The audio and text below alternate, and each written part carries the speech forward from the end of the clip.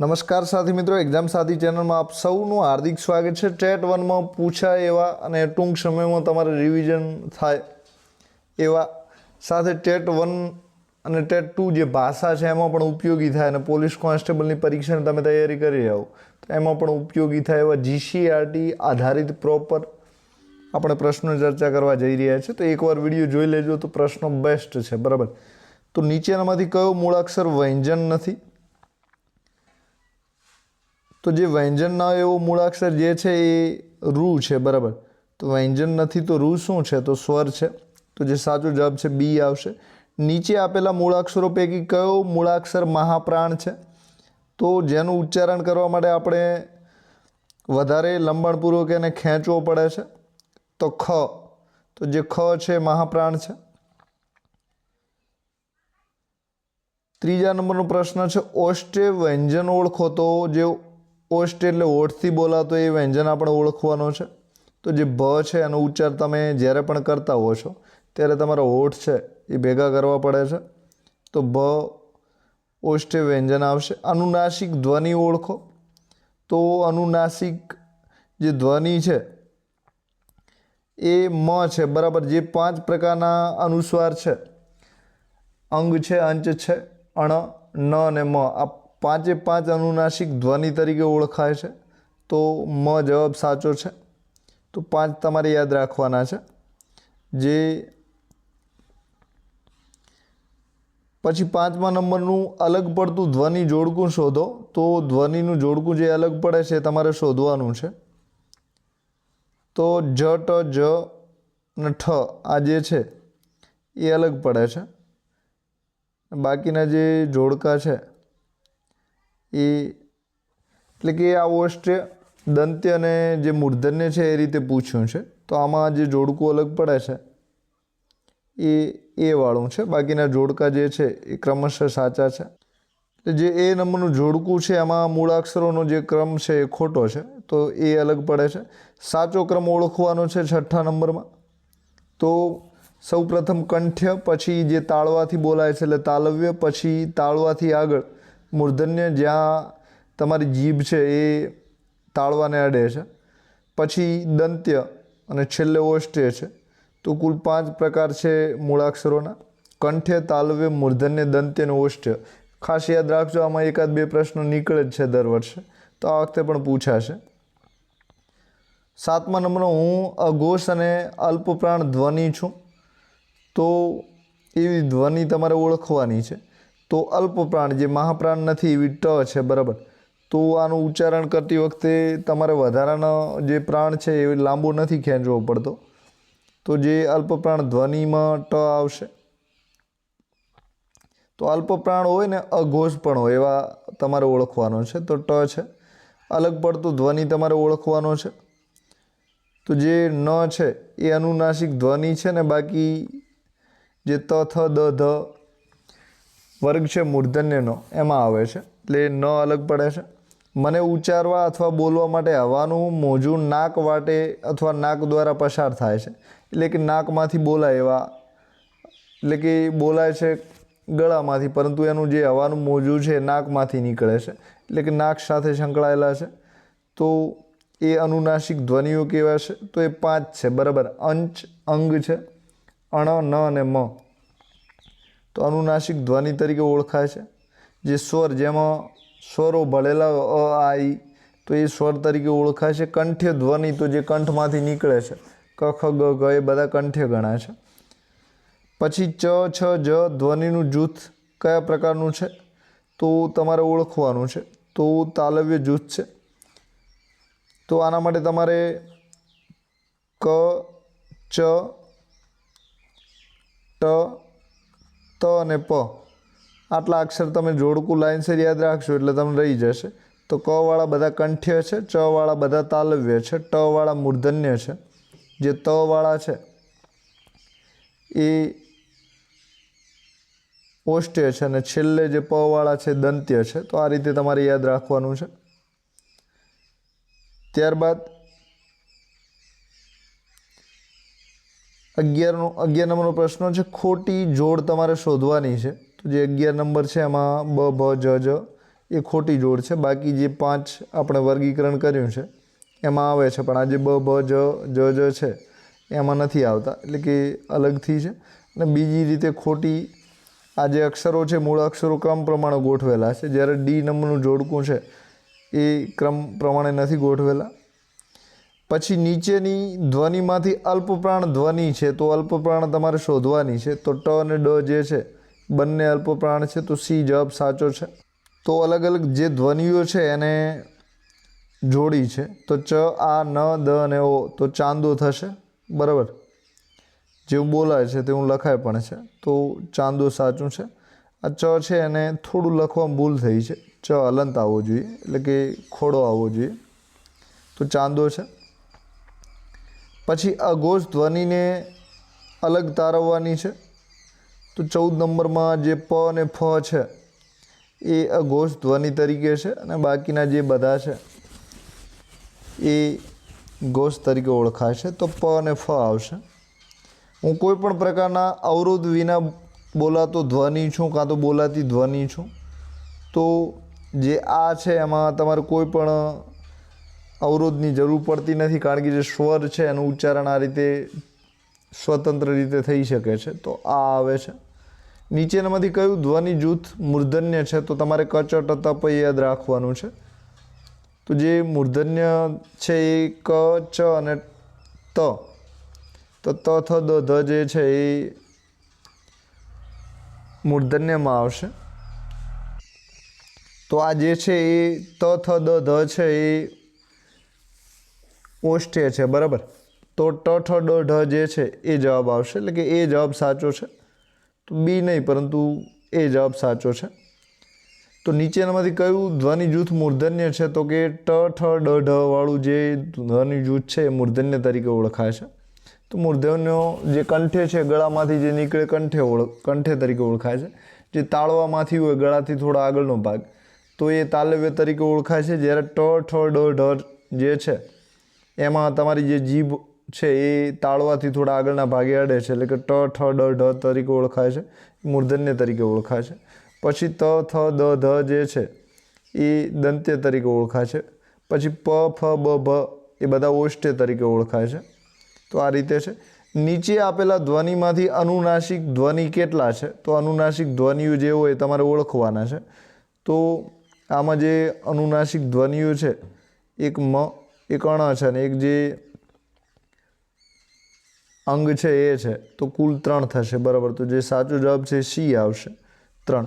દંત્ય ધ્વનિ કયો છે તે તમારે ઓળખવાનો છે. તો જે ત ધ્વનિ છે એ દંત્ય તરીકે ઓળખાય છે, તો જે સાચો જવાબ છે એ સી આવશે. તો ક, ચ, ટ, ત, પ. બરાબર, તો ત દંત્ય તરીકે ઓળખાશે. નીચેનામાંથી કઈ ધ્વનિની જોડ સાચી છે, તો સાચી જોડ જે હોય તમારે ઓળખવાની છે. તો ભ જે છે એ ઓષ્ઠ્ય તરીકે ઓળખાય છે, તો બી જોડ જે છે એ સાચી છે. પછી ખાલી જગ્યામાં સ્વર અને વ્યંજનનો સમાવેશ થાય છે, તો સ્વર અને વ્યંજન બંને આવતા એવું.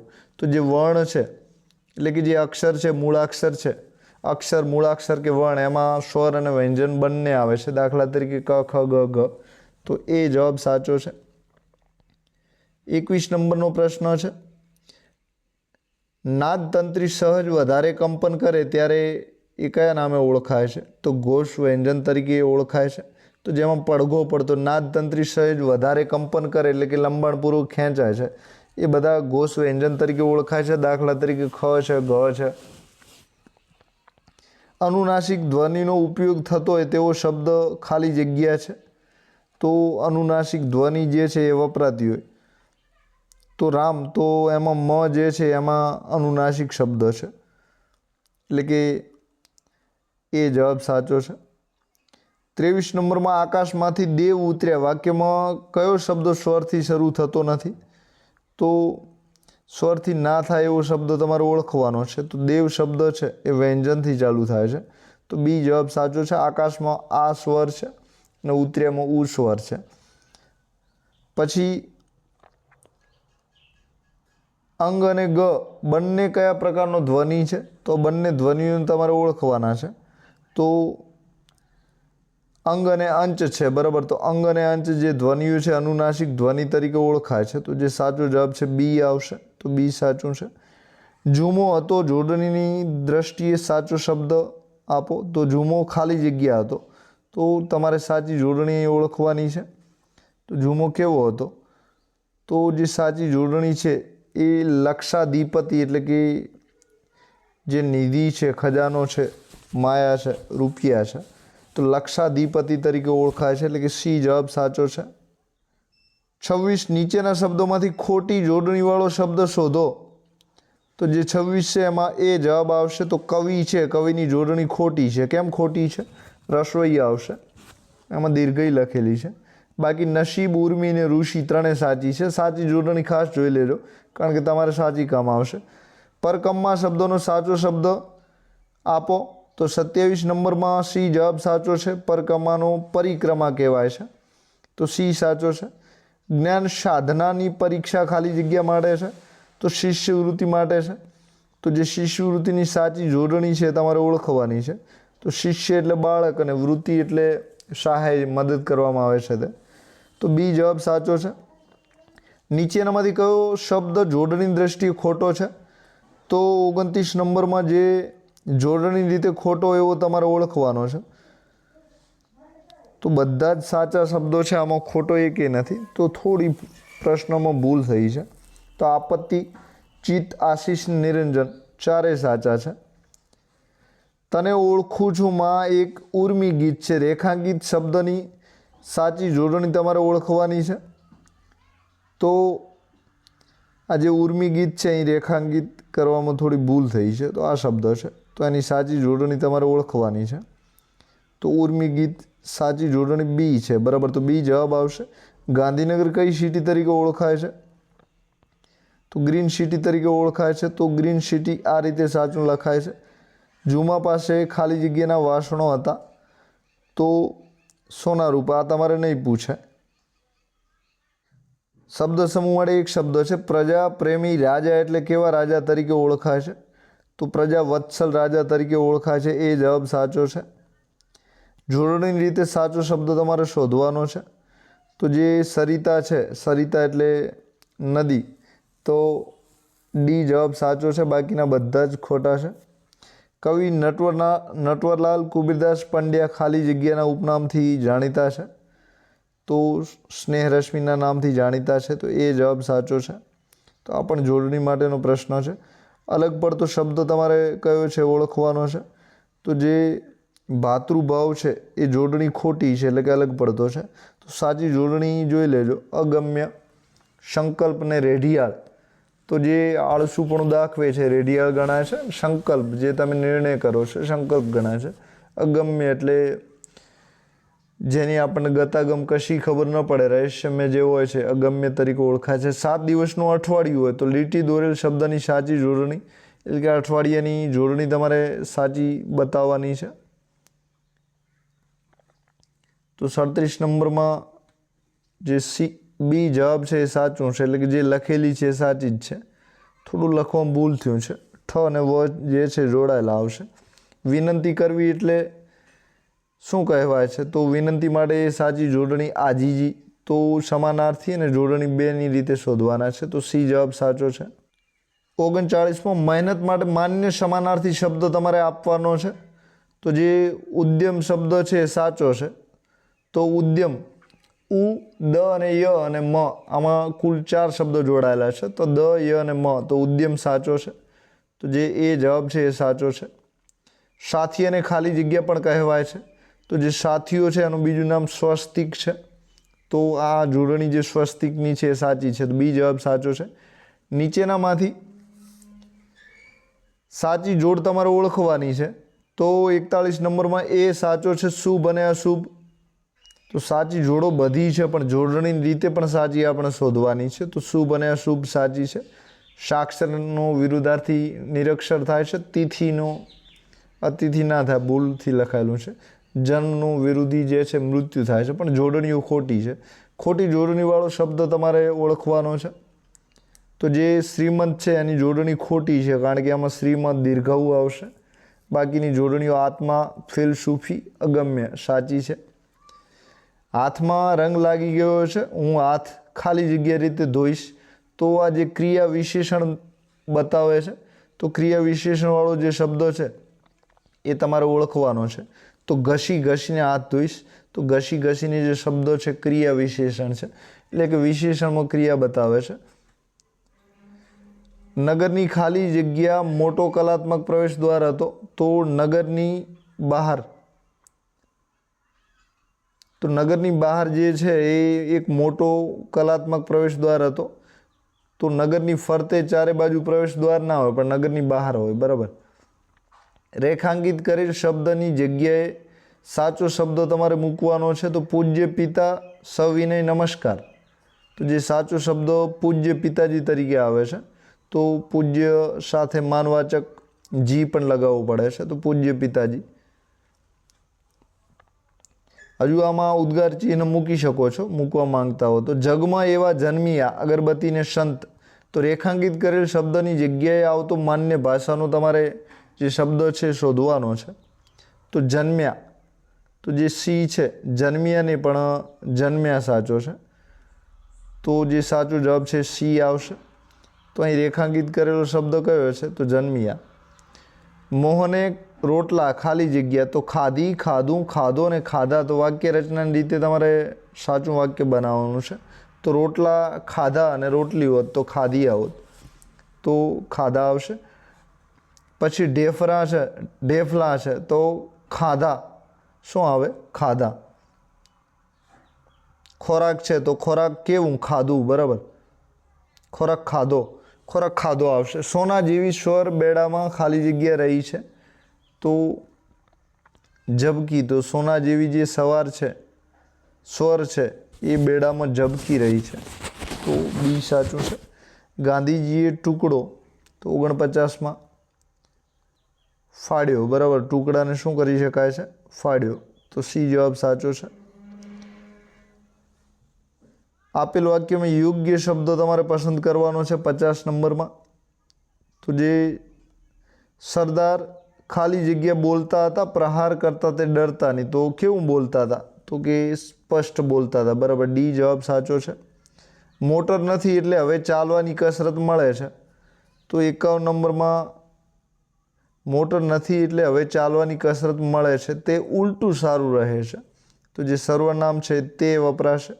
કયું વપરાશે? તે. તો 51માં બી જવાબ આવશે. 52મો પ્રશ્ન છે, નીચેનામાંથી કયા વાક્યના શબ્દોને ડાબેથી કે જમણેથી તમે વાંચો છો તો પણ એક જ અર્થ મળે છે? તો લીમડી ગમે ગાડી મળી. બરાબર. લીમડી ગમે ગાડી મળી, તો જે અહીં પાછળ લી મ ડી એટલે કંઈ શબ્દો પાછળથી વાંચશો તો પણ એ જ થશે. પછી ગામે, પછી ગાડી અને મળી. બરાબર. એટલે કે બંને આગળથી વાંચો કે પાછળથી વાંચો એક જ જેવા છે, થોડો એક અક્ષર વચ્ચે બદલાઈ ગયો છે, એ જોઈ લેજો. તો બી જવાબ સાચો છે. 53 નંબરમાં આવું કૌશલ ખાલી જગ્યા અને ઉદ્યમ કરો તો કામ દીપી ઉઠે છે, તો આવું કૌશલ, તો કૌશલને શું કરવાનું છે? ખીલવાનું છે, તો કૌશલ ખીલવો, તો એ જવાબ સાચો છે.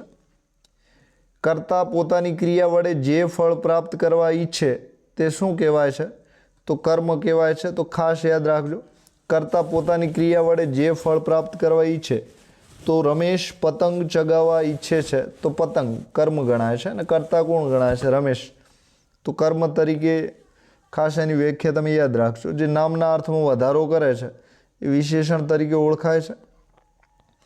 પછી જે ક્રિયા, જેમાં કોઈ ક્રિયા કરતો ઊભું થવું, બેસવું, તો એ ક્રિયા તરીકે ઓળખાય છે. અને જે ક્રિયા બતાવનાર જે પદ છે એ ક્રિયાપદ તરીકે ઓળખાય છે. સરદારે ખાલી જગ્યા કડક હાથે કામ લેવાનું બન્યું, ખાલી જગ્યા કડક પણ દાખ્યો, તો જે 55 નંબર છે એમાં જ્યાં ત્યાં, તો સરદારે જ્યાં કડક હાથે કામ લેવાનું બન્યું ત્યાં કડકાઈ પણ દાખવી, એટલે કે કડક પણ દાખવ્યા, તો બી જવાબ સાચો છે. શિક્ષક છોકરાઓ ખાલી જગ્યા મેદાનમાં રમવા લઈ ગયા, તો જે શિક્ષક હતા એ છોકરાઓને ખાલી જગ્યા મેદાનમાં રમવા લઈ ગયા, તો શિક્ષક છોકરાઓને આવશે, તો એ જવાબ સાચો છે. 57 નંબરમાં નીચેના વાક્યમાંથી સાચું વાક્ય તમારે શોધવાનું છે. તો જે સાચું વાક્ય છે, રમેશે કપડાં પહેર્યા, બરાબર. તો અનુસ્વાર આવશે, ફરજિયાત ધ્યાન રાખજો. તો રમેશે શું કર્યું? તો રમેશે કપડાં પહેર્યા, બરાબર. તો નપુંસકલિંગ જે કપડાં છે શબ્દો છે અને બહુવચનમાં છે, એક કરતાં વધારે કપડાં પહેર્યા છે. તો રમેશે કપડાં પહેર્યા, જે સાચો જવાબ છે સી આવશે. પહેલા બાળકે તેને ખાલી જગ્યા ગોદમાં તેડી લીધું. ગોદ એટલે ખોળો, બરાબર. તો જે 58 નંબર છે એમાં વહાલપૂર્વક આવશે. તો પહેલા બાળકે તેને વહાલપૂર્વક ગોદમાં તેડી લીધું. તો બી જવાબ સાચો છે. મીનાક્ષીએ ખાલી જગ્યા બૂમ પાડી. કેવી બૂમ પાડી છે? તો મોટેથી બૂમ પાડી છે. તો સી જવાબ સાચો છે. તો મોટાઈ એટલે અભિમાનની વાત આવે છે, મોટાથી ના આવે. તો જે સાચો જવાબ છે એ સી આવશે. માજી ખાલી જગ્યા વાત કરતા હતા. તો જે માજી છે એ કેવી રીતે વાત કરતા હતા? તો આંફતા આંફતા આવશે. તો શ્વાસ ચડી જાય ને આંફતા આંફતા કહેવાય છે. તો એ જવાબ સાચો છે. મનસુખભાઈ ખાલી જગ્યા દુઃખ વેઠે છે. તો જે મનસુખભાઈ છે કેવું દુઃખ વેઠે છે? તો હસતા હસતા વેઠે છે. તો જે મનસુખભાઈ એકલા છે એટલે હસતા હસતા આવશે. એક કરતાં વધારે હોત માણસો તો હસતો હસતો આવત, અનુસ્વાર આવત. તો એ જવાબ સાચો છે. રીના ખાલી જગ્યા દોડીને આવી. તો જે રીના છે કેવી રીતે દોડીને આવે છે? ઝડપથી. તો જે ઝડપથી શબ્દો છે ક્રિયા વિશેષણ બતાવે છે. તો રીના કેવી રીતે દોડીને આવી? તો કે ઝડપથી આવી. તો 62માં એ જવાબ સાચો છે. 63 ચુનીલાલ ખાલી જગ્યા કુટુંબને આધારરૂપ પણ બન્યા. તો કેવા કુટુંબને? તો ચુનીલાલ ભણતા ભણતા પોતાનું જે કુટુંબ હતું એને આધારરૂપ પણ બને છે. તો સી જવાબ સાચો છે. તો 71 નંબરનો પ્રશ્ન છે. થોડા પ્રશ્ન તમારે ઉપયોગી ન એવા રિજેક્ટ કર્યા છે. નીચે આપેલા શબ્દોને કાવ્ય પંક્તિઓમાં ક્રમ અનુસાર તમારે ગોઠવવાના છે. તો જે 71 નંબર છે, પંથ તારો કાપ્યો જા, પગલે પગલે સાવધ રહીને અંતરમનને અજવાળી વીરા પ્રેમાળતા પ્રગટાવ્યો જા. તો જે ડી જવાબ છે એ સાચો આવશે. તો કે રહીને ને અંતરમન આવશે. નરેશે માહિતી ગોઠવીને ચાર્ટ તૈયાર. તો 72 નંબરમાં છે, નરેશે શું કર્યું છે? ચાર્ટ તૈયાર કર્યો. સી જવાબ સાચો છે. દાદાને હવે ઓછું સંભળાય છે એટલે તે કેવી રીતે બોલતા હશે? તો મોટેથી બોલે છે. તો સી જવાબ સાચો છે. ગાંધીજી સ્વદેશ કાજે લડી રહ્યા. તો જે 74 છે એના માટે કાજે આવશે. કાજે એટલે માટે થાય છે. તો એ જવાબ સાચો છે. નીચે આપેલા શબ્દોનું શિષ્ટ રૂપ તમારે શોધવાનું છે. તો મળદું. તો મળદા માટે કયો શબ્દો સાચો વપરાય છે? તો શબ કે લાશ તરીકે ઓળખાય છે મળદું. તો જે બી જવાબ છે એ સાચો છે. 76 નંબરમાં નીચે આપેલા શબ્દોનું શિષ્ટ રૂપ તમારે શોધવાનું છે. તો હટાણું. તો હટાણું શાના માટે વપરાય છે? તો આદિવાસીઓના જ્યાં મેળા ભરાતા હોય છે તો મેળામાં હટાણું કરવું એટલે કે ખરીદી કરવી થાય છે. તો સી જવાબ સાચો છે. આપણને વિચારો ખાલી જગ્યામાં જ આવે છે. શામાં આપણને વિચારો આવે છે? તો કે માતૃભાષામાં જ આવે છે. એ જવાબ સાચો છે. ખાલી જગ્યા વિકરાળ આંખ જોઈ ભલભલાના આજા ગગડી જાય. તો એનું શું ગજું? તો 78માં જે ખાલી જગ્યા છે તમારે પૂરવાની છે. તો એની વિકરાળ આંખ. કેવી આંખ હશે? તો કે એની. તો લિંગ ઓળખવા માટે છે. 79માં ખાલી જગ્યા લેખિકાની હાજરીમાં નિશ્વાસ નાખ્યો. તો જગમોહન દાસે, બરાબર. આ તમારે નહીં પૂછાય. 80 નંબરમાં આઝાદી કાજે આપણે ખાલી જગ્યાઓ કેવી યાતનાઓ વેઠી તેની માત્ર એક ઝલક છે. તો દેશ નેતાઓ પણ તમારે નહીં પૂછાય. તો બી જવાબ સાચો છે. 81 નંબરમાં અંજન ઉપર નિખિલ રાય પોતાનો ગુસ્સો કેવી રીતે ઠાલવે છે? તો થપ્પડ મારીને, બરાબર. બી જવાબ સાચો છે. ત્યારબાદ 82માં જે શબ્દ નામ કે સર્વનામના અર્થમાં વધારો કરે તેને શું કહેવામાં આવે છે? તો ખાસ તમારે યાદ રાખવાનો છે. જે નામ કે સર્વનામના અર્થમાં વધારો કરે છે તે. તો 82 નંબરમાં નામ કે જે સર્વનામ હોય છે, તો જે નામ અને સર્વનામના અર્થમાં વધારો કરે છે વિશેષણ તરીકે ઓળખાય છે. જે નામ બતાવે છે સંજ્ઞા તરીકે ઓળખાય છે. અને જે વાક્યો હોય છે એને જોડવાનું જે કામ કરે છે એ સંયોજક તરીકે ઓળખાય છે. અને ક્રિયા વાક્યમાં જે ક્રિયા બતાવનાર પદ છે ક્રિયાપદ તરીકે ઓળખાય છે. સંજ્ઞાના પ્રકારો જણાવો. તો જે આ સંજ્ઞા છે ઝાડ, તો તમારે ઝાડ કયા પ્રકારની સંજ્ઞા છે તમારે ઓળખવાની છે, તો જાતિવાચક છે. બરાબર, ઝાડ ઘણા બધા હોઈ શકે, તો બી જવાબ આવશે. 84માં દ્રવ્યવાચક સંજ્ઞા તમારે ઓળખવાની છે. તો જે દૂધ છે એ દ્રવ્યવાચક તરીકે ઓળખાય છે, તો સી જવાબ સાચો છે. હિમાલય જાતિવાચક, હિમાલય જે છે એ વ્યક્તિવાચક તરીકે આવશે. ફૂલ છે જાતિવાચક તરીકે આવશે, અલગ અલગ જાતના ફૂલ હોઈ શકે છે. સીતા જે છે એ વ્યક્તિવાચક એટલે કે નામવાચક છે. સંજ્ઞાનો પ્રકાર ઓળખાવો. ભારત, તો ભારતને તમારે ઓળખવાનું છે, તો વ્યક્તિવાચક સંજ્ઞા તરીકે ઓળખાય છે, એટલે કે એક જ વ્યક્તિનું નામ હોઈ શકે છે, તો એ જવાબ સાચો છે. ભાવવાચક સંજ્ઞા તમારે આમાંથી ઓળખવાની છે. રમત, કોડ, ગુસ્સો અને જમણ, તો જે 86 નંબર છે એમાં ગુસ્સો આવશે, તો સી જવાબ સાચો છે. ક્રિયાવાચક સંજ્ઞા તમારે ઓળખવાની છે. અભિમાન, સમાનતા, રમત અને તિરસ્કાર, તો આમાં ક્રિયા થતી હોય એવી સંજ્ઞા તમારે ઓળખવાની છે. તો જે રમત છે એમાં રમવાની ક્રિયા થાય છે, તો સી જવાબ સાચો છે. સમૂહવાચક સંજ્ઞા તમારે ઓળખવાની છે 88 નંબરમાં. તો જે લશ્કર છે એમાં એક કરતાં વધારે સૈનિકો સમાય છે, તો સાચો જવાબ લશ્કર એ આવશે. ત્યારબાદ એક ઈડરનો વાણિયો ધૂળો, એનું નામ ખાલી જગ્યા લીટી દોરેલ શબ્દની તમારે સંજ્ઞા ઓળખવાની છે. તો જે 89 નંબર છે એમાં ધૂળો વ્યક્તિવાચક આવશે, તો સી જવાબ સાચો છે. સમી સાંજનો નીકળ્યો જવા કોટડે ગામ, લીટી દોરેલ શબ્દની તમારે સંજ્ઞા ઓળખવાની છે. તો જાતિવાચક સંજ્ઞા છે, તો લીટી ક્યાં દોરેલી છે, તો જે ગામ છે એના નીચે લીટી દોરેલી છે, તો જાતિવાચક સંજ્ઞા આવશે, એ જવાબ સાચો છે. જે સંજ્ઞા કોઈ એક વ્યક્તિ, પશુ, પ્રાણી, વસ્તુ કે પદાર્થને ઓળખાવે તે કઈ સંજ્ઞા તરીકે ઓળખાય છે, તો વ્યક્તિવાચક સંજ્ઞા તરીકે ઓળખાય. જે વ્યક્તિનો બોધ કરાવે છે એ વ્યક્તિવાચક સંજ્ઞા તરીકે ઓળખાય છે. આપણું રાષ્ટ્રીય પ્રાણી વાઘ છે, તો આમાં તમારે વિશેષણ ઓળખવાનું છે. તો આપણું જે વિશેષણ છે એ રાષ્ટ્રીય છે, બરાબર. તો વિશેષણ છે અને તમારે ઓળખવું એ નામના અર્થમાં વધારો કરે છે. તો પ્રાણી કેવું, કેવી ને કેવું, આ 3 પ્રશ્નોનો જવાબ જે આપે છે વિશેષણ તરીકે ઓળખાય છે. તો આપણું પ્રાણી કેવું છે, તો કે રાષ્ટ્રીય છે. જે વાઘ છે કેવું છે, તો કે રાષ્ટ્રીય પ્રાણી છે, તો એ જવાબ આવશે. 92માં એ. 93માં આવકનો થોડો ભાગ દાનમાં આપવો જોઈએ, તો આમાંથી તમારે વિશેષણ ઓળખવાનું છે, તો થોડો વિશેષણ છે, સી જવાબ સાચો છે. મને અતિશય આનંદ થયો ઓળખાવો, તો આમાંથી તમારે વિશેષણ ઓળખવાનું છે. તો અતિશય જે છે કેટલો આનંદ થયો, તો કે કેવો આનંદ થયો, તો કે અતિશય, સી જવાબ સાચો છે. લોકોએ ધરતીકંપનો તીવ્ર આંચકો અનુભવ્યો, તો આમાંથી તમારે વિશેષણ ઓળખવાનું છે. તો સાચો જવાબ છે તીવ્ર આવશે, બી જવાબ સાચો છે. હવે પહેલો છોકરો બહેરો છે, તો દર્શક વિશેષણ તમારે ઓળખવાનું છે. તો જે દર્શક વિશેષણ છે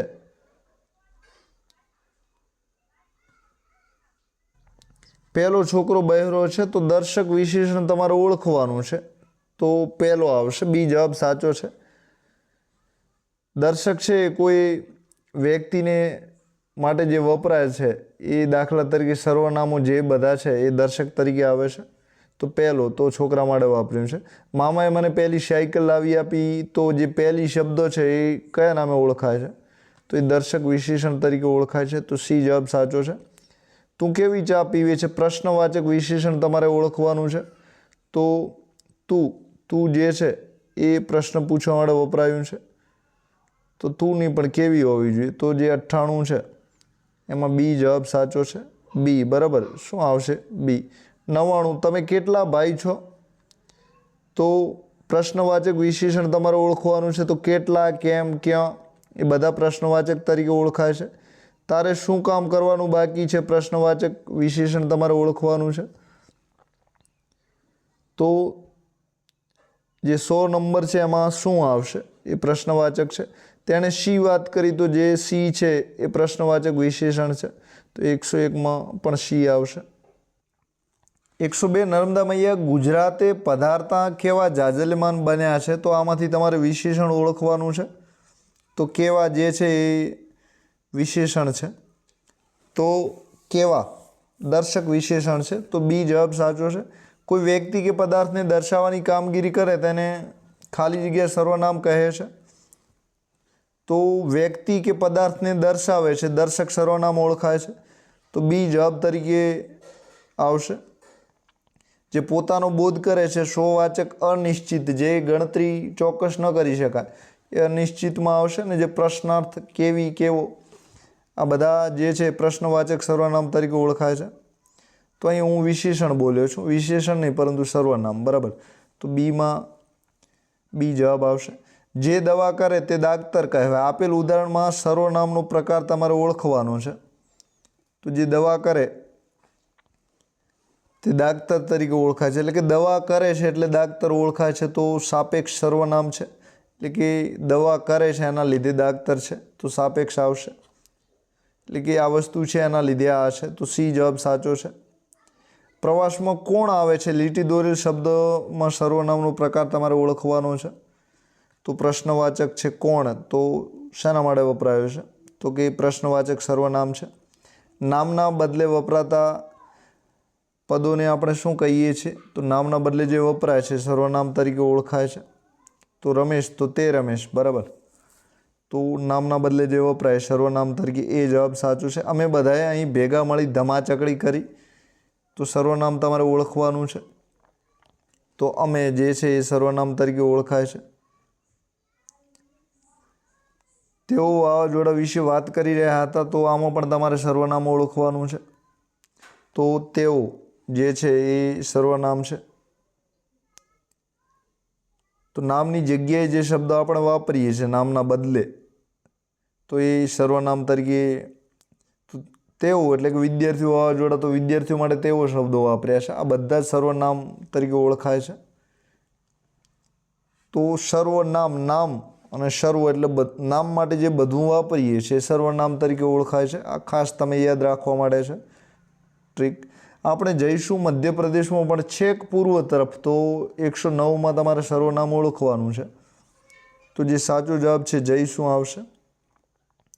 તો જઈશું નહીં પણ આપણે આવશે, તો બી જવાબ સાચો છે 109માં બી, બરાબર.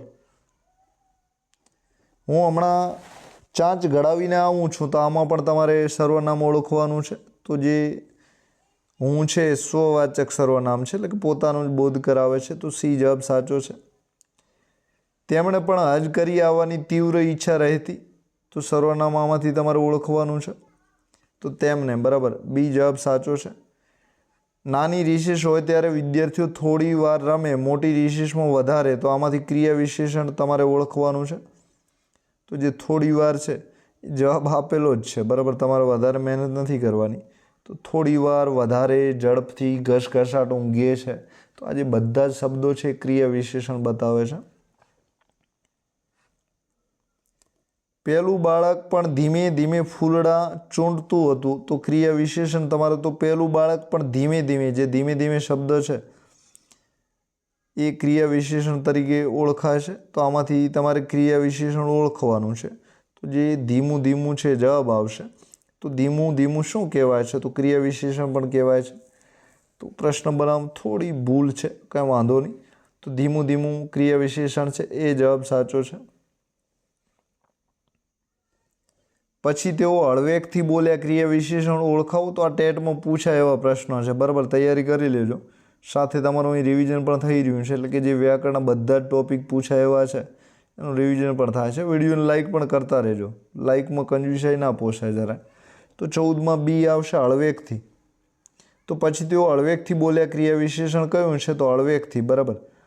હારને સાચવીને થેલીમાં મૂક્યો, તો આમાંથી તમારે ક્રિયા વિશેષણ ઓળખવાનું છે. તો સાચવીને. કેવી રીતે મૂક્યો, તો સાચવીને. આ કેવી રીતેનો જે પણ જવાબ આવે છે બધા જ ક્રિયા વિશેષણમાં આવશે. કેવી રીતે રડ્યો, તો કે ઝડપથી રડ્યો, મોટેથી રડ્યો. ફૂલ ઝાડ પર એ અખૂટ વહાલ વરસાવે છે, તો આમાંથી તમારે ક્રિયા વિશેષણ ઓળખવાનું છે. તો અખૂટ કેવા, તો કે અખૂટ વહાલ વરસાવે છે, તો એ જવાબ આવશે. ભારતી અત્યારે ખડખડાટ હસે છે, તો કેવી હસે છે, તો કે ખડખડાટ. બી જવાબ સાચો છે. અન્વિકા આંગણામાં શાંતિથી રમે છે. તો કેવી રીતે રમે છે? તો કે શાંતિથી રમે છે. તો આમાં તમારે ક્રિયા વિશેષણ ઓળખવાનું છે. તો શાંતિથી આવશે. 118માં ડી જવાબ સાચો છે. પછી 119 નંબર છે. માલા સરસ લખે છે. તો આમાંથી તમારે ક્રિયા વિશેષણ તો કેવું લખે છે? તો કે સરસ. સી જવાબ સાચો છે. 120 નંબરમાં પ્રાચી ઝડપથી લખે છે. ક્રિયા વિશેષણ ઓળખવાનું છે. તો ક્રિયા વિશેષણ જે છે ઝડપથી આવશે. તો 120માં બી જવાબ સાચો છે. તો આપ સૌનો આભાર. એક્ઝામ સાથી ચેનલ જરૂર સબસ્ક્રાઈબ કરી લો. સાથે વિડીયો પસંદ પડે તો લાઈક પણ કરી શકો છો ને તમારા મિત્રો જોડે શેર પણ કરો, જેના લીધે એ પણ વિડીયો જોઈ શકે. તો આપ સૌનો આભાર. Thank you very much.